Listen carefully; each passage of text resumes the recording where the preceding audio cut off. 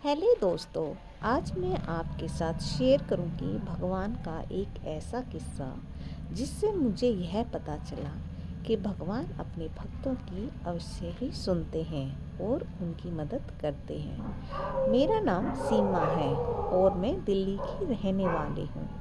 इस समय मेरी उम्र 40 वर्ष है, लेकिन भगवान के साथ होने वाले इस किस्से की कहानी आज से लगभग 15 वर्ष पहले की बात है, जब मेरी उम्र 25 वर्ष की थी।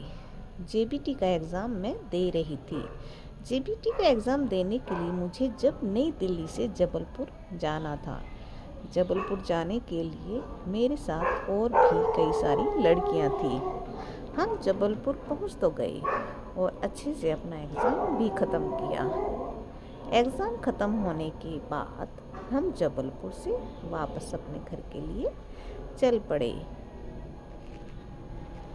दिल्ली के लिए वापस चल पड़े। दिल्ली वापस आने के बाद हम सभी लड़कियां अपने घरों के लिए निकल पड़े।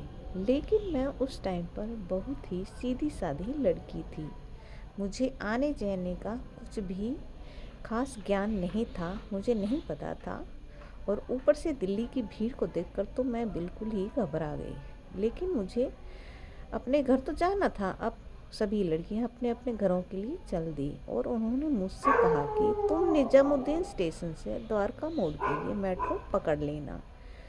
मैं निजामुद्दीन मेट्रो स्टेशन से द्वारका मोड़ के लिए मैंने अपना टिकट ले लिया और फिर मैं मेट्रो में बैठने के लिए चल दी।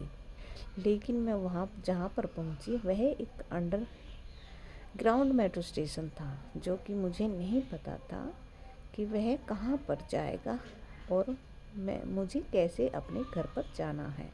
मेट्रो आ चुकी थी और मैं मेट्रो में बैठने के लिए तैयार हो गई। लेकिन जैसे ही मैंने मेट्रो में बैठने के लिए अपना पैर रखा, तभी पीछे से एक व्यक्ति ने मुझे बाहर खींच लिया और मुझसे कहने लगा, तुम्हें इस मेट्रो में नहीं बैठना है। मैंने उससे पूछा क्यों? तो वह कहने लगा, तुम्हें तो द्वारका मोड़ जाना है ना, लेकिन यह मेट्रो द्वारका मोड़ नहीं जाएगी। तो मैंने उससे पूछा कि फिर मुझे नहीं पता कि मुझे मेट्रो में कहाँ से बैठना है और कौन सी मेट्रो मुझे घर पहुँचाएगी। उसने मुझे बताया कि तुम निजामुद्दीन मेट्रो स्टेशन से तुम्हें राजीव चौक मेट्रो स्टेशन से दोबारा मेट्रो स्टेशन बदलनी है और कुछ दिन बाद तुम सीधी द्वारका मोड़ पहुँच जाओगी। मैं उसके कहने अनुसार अपने घर यानी द्वारका मोड़ से पहुँच गई। उसके बाद 2 से 3 दिन के बाद मैंने अचानक से इस वाक्य पर ध्यान दिया। मुझे लगा कि वह व्यक्ति आखिर कौन था, जिससे मुझे यह नहीं पता था कि एहसास हुआ कि वह तो मेरे कृष्ण मुरारी थे।